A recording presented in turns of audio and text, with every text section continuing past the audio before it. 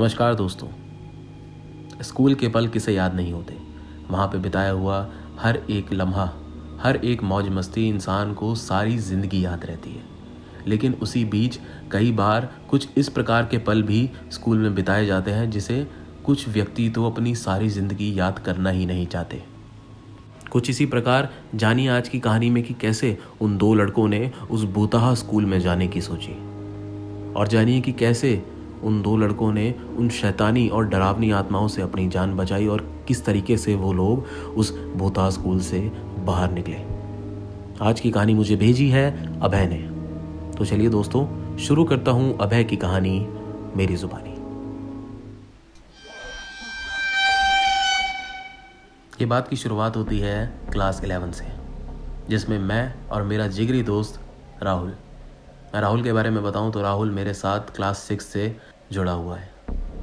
हम दोनों हमेशा साथ रहते हैं। हम दोनों ने स्कूल साथ में किया, हम दोनों ने कॉलेज साथ में किया और आज भी राहुल मेरे साथ है। लेकिन ये जो घटना हम लोगों के साथ क्लास 11 में घटी, ये सच में हम दोनों की ज़िंदगी की सबसे डरावनी घटना थी। 11th क्लास में हम दोनों ने एक नए स्कूल में एडमिशन लिया था। महीना भर हो चुका था। क्लास में काफ़ी सारे नए दोस्त भी हम लोगों के बन चुके थे। लेकिन एक दिन जब लंच का समय था तो सारे बैठ के बातें कर रहे थे कि तभी एक लड़के ने स्कूल की पुरानी बिल्डिंग के बारे में जिक्र किया। हमें उसके बारे में कुछ नहीं पता था। वो लड़का इस स्कूल में काफ़ी समय से पढ़ रहा था तो वो जानता था। तो उसने जिक्र किया और उसने बताया कि एक स्कूल की पुरानी बिल्डिंग है, जिस बिल्डिंग में हम लोग पढ़ रहे हैं ये तो अभी ही बनी है, इसको 5-6 साल ही हुए हैं। लेकिन इससे पहले एक बिल्डिंग थी जो पास में ही थी, जो हमारी स्कूल की छत से दिखती थी। उसने बताया कि वहाँ पे पहले ये स्कूल चला करता था, लेकिन मैंने ये सुना था कि इस स्कूल में भूत रहते हैं, जिसके चक्कर में वो बिल्डिंग खाली करवा के एक स्कूल की नई बिल्डिंग बना दी गई थी। ये बात उसने हमें बताई, लेकिन मैं और राहुल बड़ी ज़ोर ज़ोर से हंसे। हम कहने लगे कि यार ये तुम क्या बातें कर रहे हो, स्कूल में भूत ऐसे कैसे हो सकता है। लेकिन वो कहने लगा कि भाई मैंने तो ये सारी बातें सुनी है। लोग तो ये भी बताते हैं कि वो स्कूल एक कब्रिस्तान के ऊपर बना दिया गया था, जिसके चक्कर में वहाँ पे आत्माओं का साया है। मैंने तो कभी देखी नहीं, लेकिन लोग तो ऐसी ऐसी चीज़ें बताते हैं। कि तभी एक और लड़का जो बगल में बैठा था वो भी बोला कि हाँ यार, ये सारी चीज़ें तो मैंने भी सुनी है, काफ़ी सारे लोगों ने इस बारे में बताया भी है कि इस स्कूल की पुरानी बिल्डिंग में भूत रहते हैं। और उसने ये भी बताया कि कई लोग जब उस बिल्डिंग के पास से गुजरते हैं तो उस बिल्डिंग के अंदर से लोगों की बात करने की भी आवाज़ आती है। लेकिन मैं और राहुल इस चीज़ पर भरोसा कर ही नहीं रहे थे। हम दोनों को पता नहीं क्यों, लेकिन इस बात पर यकीन हो ही नहीं रहा था। ऐसा नहीं कि हम लोगों को भूत प्रेत पे विश्वास नहीं था, लेकिन उस चीज़ पे हमें उस समय विश्वास हो ही नहीं रहा था। कि तभी राहुल ने एकदम से जिक्र किया कि अगर ऐसा है तो कौन कौन मेरे साथ उस बिल्डिंग में चलना चाहेगा। दोस्तों, ये बात सुनकर सारे लड़के जितने भी हमारे दोस्त वहाँ बैठे थे एकदम से चुप हो गए। तो मैंने भी बोला कि बताओ कौन चलेगा, एक बार वहाँ का चक्कर मार के देख के आते कि सच में कोई भूत होता है कि नहीं। लेकिन कोई नहीं बोला, सब चुप। मैंने बोला कि हाँ राहुल, तू और मैं चलते हैं और देख कर आते हैं कि कौन सा भूत कैसा भूत, हमें भी तो पता चले। और अगर ऐसा नहीं हुआ तो जितने भी लड़के हैं सब लोग हमें पार्टी देंगे। लेकिन उन लोगों ने हमें मना किया और बोला कि यार देखो, रिस्क मत लो, भूत है भी या नहीं भी है उस चीज़ को छोड़ो ना, पर उसमें जाना क्यों, क्योंकि वो बिल्डिंग सच में बहुत खंडर थी। उन्होंने हमें मना किया और बोला कि छोड़ यार, तुम क्यों जा रहे हो। लेकिन हम दोनों ने बोला कि अब पार्टी के नाम से तू डर रहा है, ऐसा क्यों कर रहा है, अब चलना, शर्त लगा। हम दोनों उन बाकी लड़कों का मजाक उड़ाने लगे, उनकी फिरकियाँ लेने लगे। लेकिन वो बार बार हमसे ही बोलते रहे कि यार छोड़, हम तो नहीं जाएंगे, तुम ज़्यादा पहलवान हो तो तुम लोग ही चले जाओ। फिर हमने बोला कि चलो तुम लोग जाना मत, लेकिन हमारा बाहर खड़े होकर इंतज़ार तो कर सकते हो। तुम लोग बस उस बिल्डिंग के बाहर खड़े रहना, हम लोग बस एक चक्कर लगा के वापस आ जाएंगे। फिर उसके बाद हम सारे लोग चलेंगे, तुम हम लोगों को पार्टी देना। ये बात सुनकर तो सारे लोग मान गए कि चलो ठीक है, क्योंकि उन लोगों को भी इस चीज़ पर भरोसा नहीं था कि हाँ उसमें कोई भूत है कि नहीं। लेकिन वो लोग डर भी रहे थे, जिसके चक्कर में वो स्कूल के बाहर ही रुकने को तैयार थे। 2 बजे स्कूल की छुट्टी होती है और छुट्टी होने के साथ ही मैं और राहुल और बाकी जो 3 दोस्त जो हमारे साथ चलने वाले थे, हम पांचों जने उस पुरानी बिल्डिंग की तरफ निकल पड़े और हम पांचों उस बिल्डिंग के पास पहुंच गए थे। मैं और राहुल अंदर जाने के लिए तैयार थे और वो तीनों दूर खड़े होकर हमें देख रहे थे। हमने कहा कि तुम लोग यहीं खड़े रहो, हम बस 10-15 मिनट में बस चक्कर लगा के आए। लेकिन जब हमने बिल्डिंग की हालत देखी तो सच में बिल्डिंग की हालत बहुत ही बुरी थी। बिल्डिंगों की पुताई एकदम उतर चुकी थी, बहुत धूल धूल हो रही थी, काफ़ी सारा कूड़ा पड़ा हुआ था, कमरों के अंदर से पेड़ निकल रहे थे, मतलब बहुत ही बुरी हालत थी। लेकिन उसके बावजूद भी हम दोनों ने अपने कदम उस पुरानी बिल्डिंग में स्कूल की रख दिए थे और अंदर की तरफ चल पड़े। जब स्कूल के अंदर पहुँचे तो बड़ी ही बदबू आ रही थी, बहुत ज़्यादा बदबू आ रही थी और फर्श पे बहुत ज़्यादा मिट्टी पड़ी हुई थी। लेकिन हम दोनों बस अपनी धुन में आगे बढ़ते चले जा रहे थे। धूल बदबू हमें इससे मतलब नहीं था, लेकिन हमें बस स्कूल का एक चक्कर लगा के वापस आना था। पहले हमने नीचे से शुरू करा। नीचे से जब शुरू करा तो हमने देखा कि क्लासरूम के बाहर बोर्ड लगा हुआ था जिसमें क्लास 9, 10, 11 के साथ साथ सेक्शन भी लिखे हुए थे। क्लास के अंदर झाँक कर देखा तो ब्लैक बोर्ड भी लगे हुए थे। टूटी फूटी बेंच वहाँ पे अब भी पड़ी हुई थी, लेकिन क्लासरूम की हालत बहुत ही बुरी हो रखी थी। नीचे का चक्कर लगाने के बाद हम दोनों फर्स्ट फ्लोर की तरफ चल पड़े। ऊपर पहुंचे तो ऊपर भी नीचे ही वाला हाल था। ऊपर तो बल्कि क्लास के अंदर से पेड़ भी निकल रहे थे, मतलब बहुत ही बुरी हालत हो रही थी उस समय स्कूल की। हम दोनों ने फर्स्ट फ्लोर का पूरा चक्कर लगा लिया था। अब हमें वापस नीचे जाना था और स्कूल के बाहर निकलना था। तो हम दोनों वहाँ से वापस मुड़ के सीढ़ियों की तरफ जाने लगने ही वाले थे कि दोस्तों अचानक से राहुल की एक जगह नज़र पड़ी। राहुल ने मुझे बताया कि यार ये जो मिट्टी पड़ी है इस पे हमारे जूतों के निशान तो हमें साफ दिख रहे हैं कि हम उधर से इधर आए हैं, लेकिन हमारे साथ साथ ये किसके पैरों के निशान हैं। जब दोस्तों मेरी नज़र पड़ी तो मैंने वहाँ पे देखा कि एक इंसान के पंजे का निशान वहाँ पे छपा हुआ था। मतलब जैसे कोई इंसान नंगे पैर मिट्टी पर चलता है तो उसके पैरों के निशान छप जाते हैं, बिल्कुल वैसे ही निशान हमारे जूतों के बगल में थे। तो मैंने भी देखा। मैंने भी राहुल को देख के बोला यार पता नहीं, मैंने शुरू में तो ध्यान दिया नहीं, क्या पता यहाँ पे पहली से हो। तो राहुल भी बोला कि हाँ हो सकता है। तो हम दोनों वापस से जीने की तरफ चल पड़े जहाँ से हमें नीचे उतर के जाना था। जब मैंने वापस से पीछे मुड़कर देखा तो हमारे साथ साथ जो निशान हमारे जूतों की बन रहे थे उसी के ठीक साथ साथ वो पैरों के निशान भी बगल में बनते हुए हमारी तरफ आ रहे थे। मैंने राहुल को रोका। मैंने कहा राहुल यार ये निशान तो अब भी बने हुए हैं, ये पहले के हैं कि ये हमारे साथ साथ बन रहे हैं। राहुल बोला कि यार मुझे समझ में नहीं आ रहा, यहाँ पे निशान बन कैसे रहे हैं पैरों के, हम दोनों ने तो जूता पहन रखा है, तो ये नंगे पैर कौन चल रहा है, और हमारे अलावा उस पूरी बिल्डिंग में कोई नहीं था। राहुल थोड़ा घबराने लगा। थोड़ी घबराहट मेरे मन में भी हो रही थी कि यार ये हो क्या रहा है, ये पैरों के निशान अपने आप कैसे बन रहे हैं। तो मैंने राहुल से बोला एक काम करते हैं, हम मुंह इधर करके उल्टे पैर चलते हैं, हमें अपने पैरों के निशान भी दिख जाएंगे और अगर कोई यहाँ पर चल भी रहा है तो उसके भी दिख जाएंगे। तो हम दोनों ने मुंह आगे की तरफ करके और उल्टे पैर चलने लगे। हम दोस्तों मुश्किल से 5 से 6 कदम ही पीछे चले थे दोनों, कि दोस्तों हम दोनों के पैरों के निशान के साथ बगल में किसी के पंजों के निशान साफ हमारी जूतों के निशान के बगल में बनते हुए दिखाई दे रहे थे। पहले तो हमें बने बनाए दिखाई दिए थे, लेकिन इस बार हमारी आंखों के सामने किसी इंसान के पंजों के निशान हमें बनाए हुए दिखे। ये सारी चीज़ें देख मैं और राहुल बहुत डर गए। राहुल ने मुझसे बोला कि अब यहाँ से निकलते हैं यार, मुझे कुछ ठीक नहीं लग रहा है। मैंने कहा निकलते हैं, अब तो हमने जो करना था वो कर लिया, अब यहाँ से चलते हैं। तो हम दोनों वहाँ से चलने लगे। हम दोनों वहाँ से जब तेज़ कदमों से उस जीने की तरफ बढ़ने लगे तो दोस्तों यकीन करें हमारे पीछे से धम धम की आवाज़ें आ रही थी, जैसे कोई नंगे पैर फर्श पे भागता नहीं है, बिल्कुल वैसे। मैं रुक गया, मैंने पीछे मुड़कर देखा, राहुल ने भी पीछे मुड़कर देखा। हम दोनों के अलावा वहाँ कोई नहीं था सिवाय उस पैरों के निशान के। वो पैरों के निशान हमारा पीछा कर रहे थे। ये चीज़ें देख हम दोनों अब डरने लगे थे, घबराहट ज़्यादा होती जा रही थी। मैंने राहुल को देखा, बोला कि यार क्या करें। राहुल ने बोला कि यहाँ से निकलना, तू रुक क्यों रहा है बार बार, तू चलता रहे, उसको पीछे मुड़कर मत देख। मैंने कहा कि ठीक है। राहुल ने मेरा हाथ पकड़ा और हम दोनों उस सीढ़ियों की तरफ भागने लगे। तो हम दोनों सीढ़ियों के पास पहुँचने वाले ही थे कि तभी अचानक से मुझे ऐसा लगा जैसे कोई मेरे कान के पास आया और उसने मेरी कान के पास आकर एक गहरी सांस ली।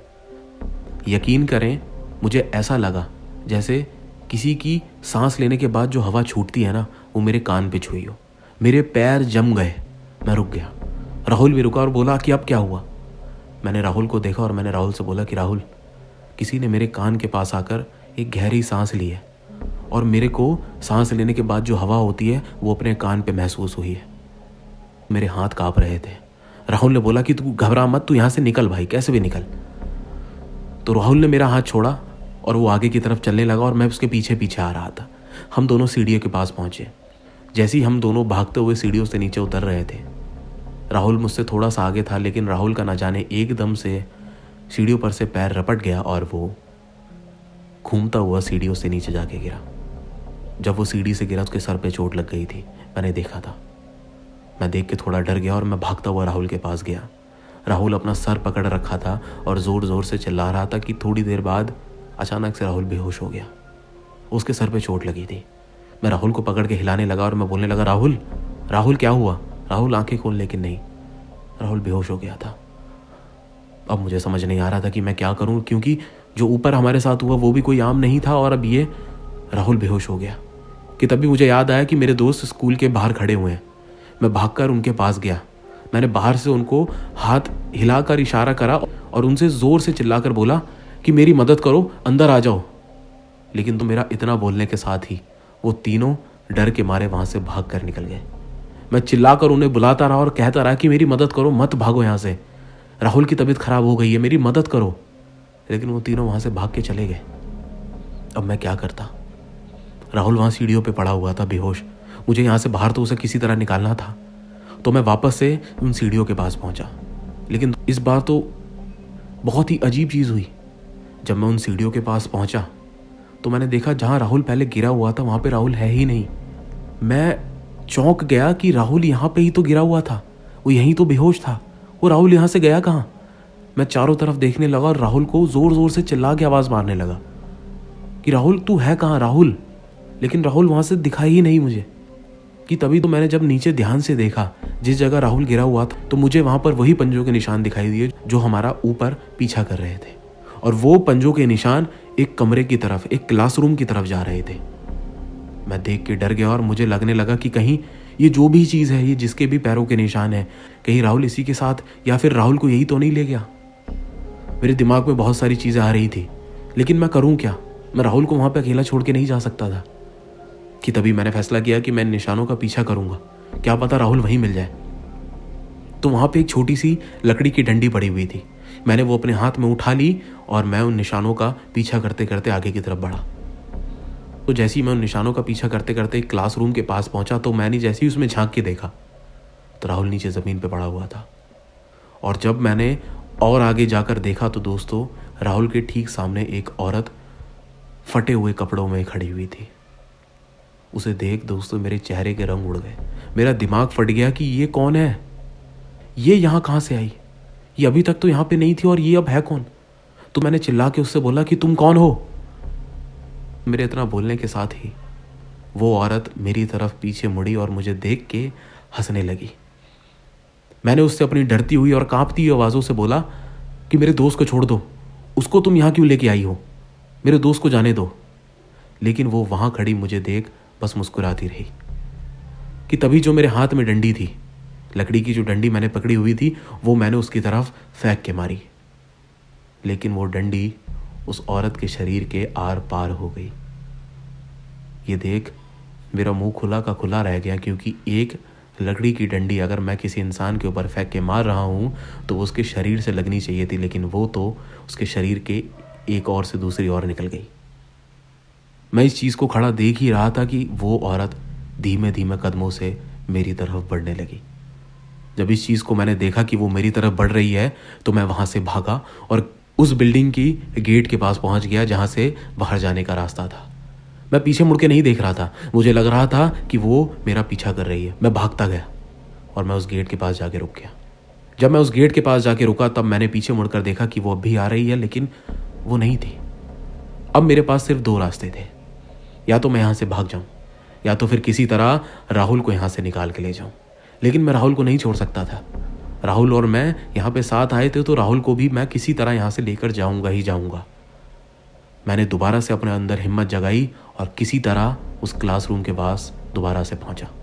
मैं जब उस क्लासरूम के पास दोबारा पहुँचा तो देखा राहुल अब भी ज़मीन पे पड़ा हुआ था, लेकिन वो औरत अब वहाँ नहीं थी।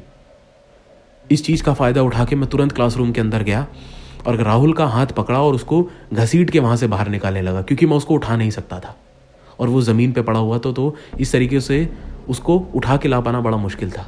इसीलिए मैंने उसका हाथ पकड़ा और उसको घसीट के वहाँ से बाहर लेके आने लगा। मैं थोड़ा ही उसे बाहर लेके आया था और मेरे को उस बिल्डिंग का गेट दिख रहा था। कि तभी ऊपर फर्स्ट फ्लोर से उस औरत की चिल्लाने की आवाज़ आई और उसने चिल्लाते हुए बोला कि मत जाओ। जब मेरी नज़र ऊपर पड़ी तो देखा कि वो औरत ऊपर खड़े होके हम दोनों को देख रही थी और उतनी ही देर में वो वहाँ से भागकर नीचे की तरफ आने लगी। मेरे हाथ कांपने लगे और मैं डरने लगा, लेकिन मैंने अपने अंदर हिम्मत जगाई और जितनी जान थी उतनी जान से मैंने राहुल को वहाँ से खींचना शुरू किया।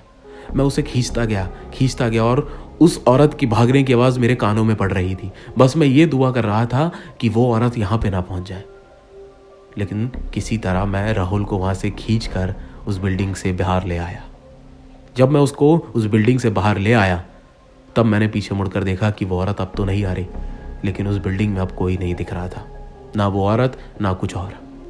इस चीज़ के बाद जाकर मैंने एक गहरी सांस ली और राहुल के पास ही बैठ गया कि तभी थोड़ी ही देर में राहुल को अपने आप ही होश आ गया।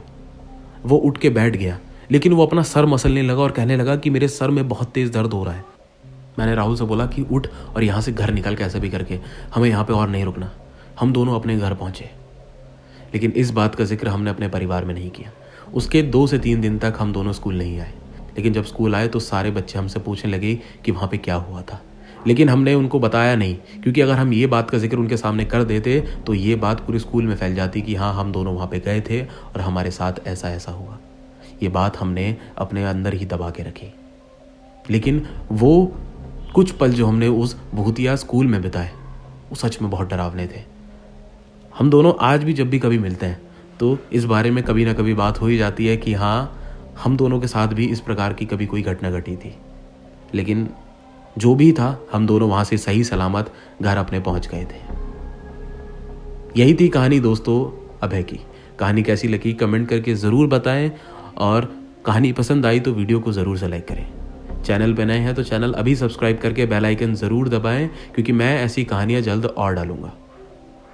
मिलूंगा आपसे एक और नई कहानी के साथ। नमस्कार।